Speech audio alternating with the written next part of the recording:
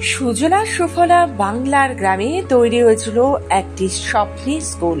আধুনিক পরিকাঠামো, পরিচ্ছন্ন শ্রেণীকক্ষ, পরিশ্রুত পানীয় জল, মিড ডে মিলের ব্যবস্থা, বিশাল খেলার মাঠ, সব কিছুই রয়েছে।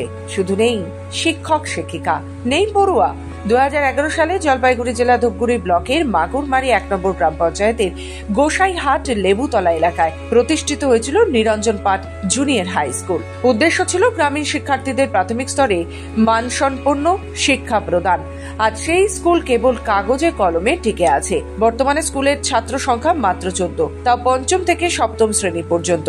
8ম শ্রেণীতে কোনো ছাত্রই নেই। শিক্ষক আছেন মাত্র একজন, তাও আবার অবসরপ্রাপ্ত নিরঞ্জন রায়, যিনি একাই স্কুলের সমস্ত দায়িত্ব কাঁধে তুলে নিয়েছেন। কখনো তিনি শিক্ষক, কখনো আবার লাইব্রেরিয়ান, দপ্তরি কিংবা ক্লার্ক, সবটাই সামলাচ্ছেন একা। একজন মানুষের পক্ষে যা একেবারেই অসম্ভব, তিনি তা একাই করে চলেছেন। স্যার, বলছিলাম এই স্কুলে আপনি কত বছর ধরে? এই স্কুলে আমি আছি 24 আগস্ট থেকে। আচ্ছা, স্কুলের কি পরিস্থিতি? আপনাকে দেখা যাচ্ছে আপনি নিজেই একেবারে সর্বঘাটের কাঠারি গলে যাকে বলা হয়, মানে সব জায়গাতে আপনাকেই দেখা যাচ্ছে, একদম স্কুল খোলা থেকে শুরু করে সমস্ত কিছুতেই। আমি যখন এখানে জয়েন করছি তখন আরও 2জন গেস্ট টিচার ছিল। হ্যাঁ, ওদের সময় শেষ হয়ে গেছে। হ্যাঁ, ওই গেস্ট টিচার 2জনের শেষ, এখন আমি একাই। আমারও শেষ হবে 26-এ। আচ্ছা, স্কুলের কি পরিস্থিতি? স্কুলের এখন সরকার যদি টিচার না দেয় তাহলে স্কুল কি হবে? এই ছাত্রগুলো তো অন্য স্কুল চলে যাচ্ছে, টিচার নেই। অভিভাবকদের অভিযোগ, শিক্ষক না থাকায় পড়ুয়াদের স্কুলমুখী করার আগ্রহ হারিয়ে যাচ্ছে দিনে দিনে। কেউ কেউ তাদের সন্তানদের পার্শ্ববর্তী উচ্চ বিদ্যালয়ে ভর্তিও করিয়ে দিচ্ছেন।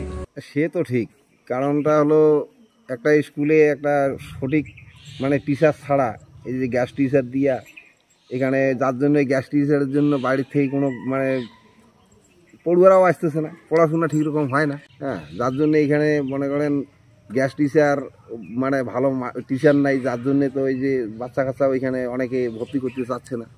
স্থানীয় পঞ্চায়েত সদস্যের কথায় বিষয়টি সরকার নথিভুক্ত হলেও এখনো পর্যন্ত কোনো পদক্ষেপ নেওয়া হয়নি।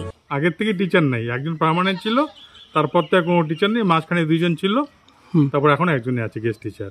সব চাইতে উদ্বেগের বিষয়, এই একমাত্র শিক্ষকও আগামী বছর অবসর নেবেন।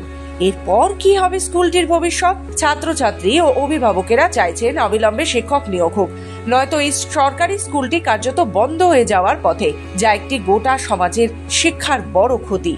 একটি ঝাঁ চকচকে বিল্ডিং কোন শিক্ষা প্রতিষ্ঠানের মূল চালিকা শক্তি হতে পারে না যদি সেখানে মানবিক সম্পদই না থাকে। গ্রামীণ শিক্ষার হাল ফেরাতে প্রয়োজন প্রশাসনিক সদিচ্ছা ও কার্যকর ব্যবস্থা। জলপাইগুড়ি থেকে খাদিমুল ইসলামের রিপোর্ট, খবর বাংলা।